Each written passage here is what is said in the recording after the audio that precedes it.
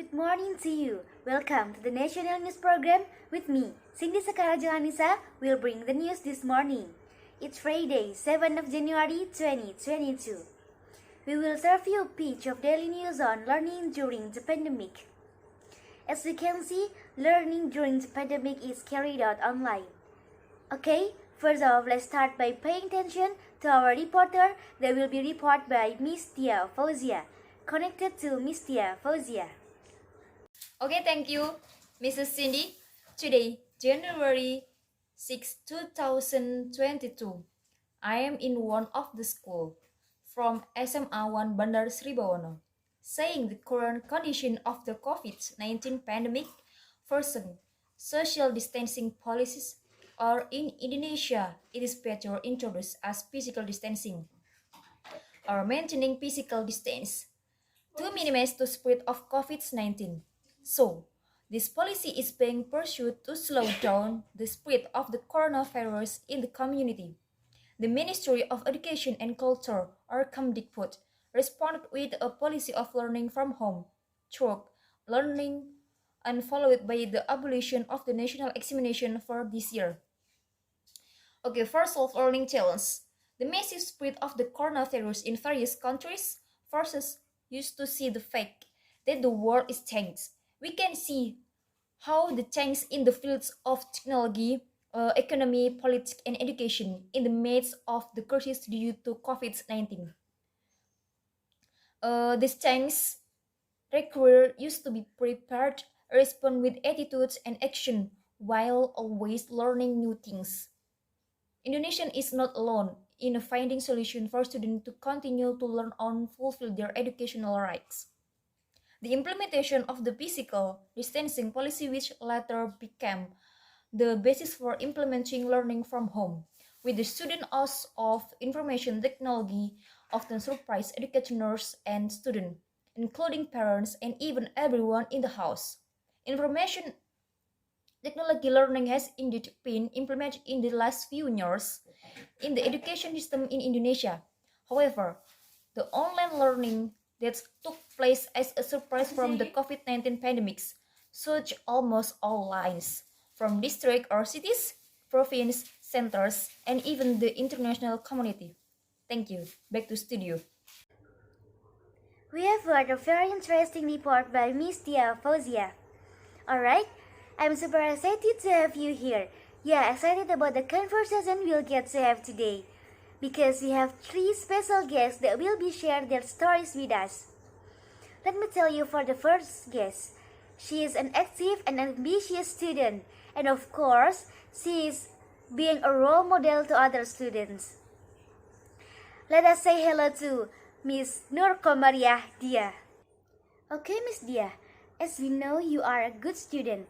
And as a student, what do you think and what do you feel about the learning process during the COVID-19 pandemic? Hello, I'm Dia. I'm a student of Islamic University of Malang. My response about COVID-19 is a very disturbing to respond and make the economic decline. Of course, I was also worried.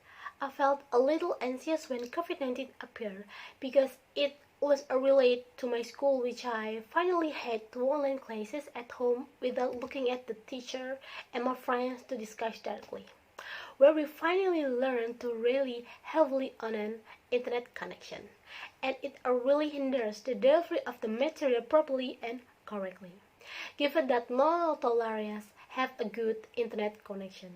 So, during the pandemic, my school became a mess. A feeling of laziness arises because I was often at home. My school sense is reduced because interaction with many people is limited and I have to keep my distance. But honestly, in my opinion, this pandemic has a negative and positive side. If it's a negative, it becomes difficult when we find problem in our assignments. We have to wait for a response from the lecturer to find the answer, because sometimes the lecturer is slow to respond. But the another side, the positive thing is that you don't have to spend money and also saving your energy, because we don't have to walk to the lecturer in his or her room. Besides that, the positive impact is that relationship with people around become tenuous, there is a really communication because we always stay at home and our time with family unlimited and be better. But I really hope this virus will disappear and the pandemic will end and we can go about our activities as before. Thank you. Right, Miss Diako Maria, I agree with you. And I hope this pandemic COVID-19 will be gone too. Okay, for our second special guest today come from Malang Public High School 3, Mr. Kelvin Aditya. Yes, he is a favorite teacher there. Hello, Mr. Kelvin. Nice to meet you. Okay, as a teacher, I'm very curious about what is your innovation in learning in this era of the COVID-19 pandemic. Okay, thank you, Miss Ajeng. Hello, my name is Kelvin Aditya. Here I want to talk about innovation in learning in the pandemic of COVID-19. As you know, in this era of COVID-19 pandemic, education has undergone many significant changes for student and teacher. Many things have changed starting from learning system, learning methods, and subject matter. This makes student and teacher required to adapt to different situations than before, from learning via face-to-face with the student in the class, then change to online learning. So this pandemic has also caused problem for the student. Many students complain about some of the problem they feel in online learning, ranging from not understanding learning materials, a non-conducive learning environment, and internet or network problems. As a result, teacher and parents must work together to solve the problems such as providing the internet quota and creating a conducive learning environment so that teaching and learning activities will continue to run smoothly in this COVID-19 pandemic era. Okay, thank you. Right, this online learning is very big challenge for students, teachers, even parents. Okay, for the last and an amazing guest come from the famous person of his intelligence. Alright, welcome Mr. Muhammad Bagas Anugrah. It's a great honor for us, Mr. Bagas Anugrah. As we pass through the year 2020 during the COVID-19 pandemic, a study was conducted online. Is this in 2022 or schools are required to perform offline learning?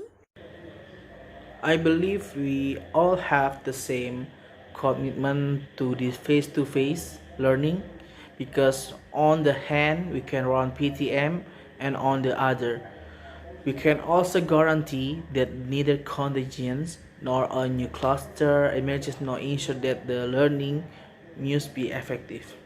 Here is the role of each local government. We also emphasize to the governor as a representative the central government to incur and offers the city country elder in his territory.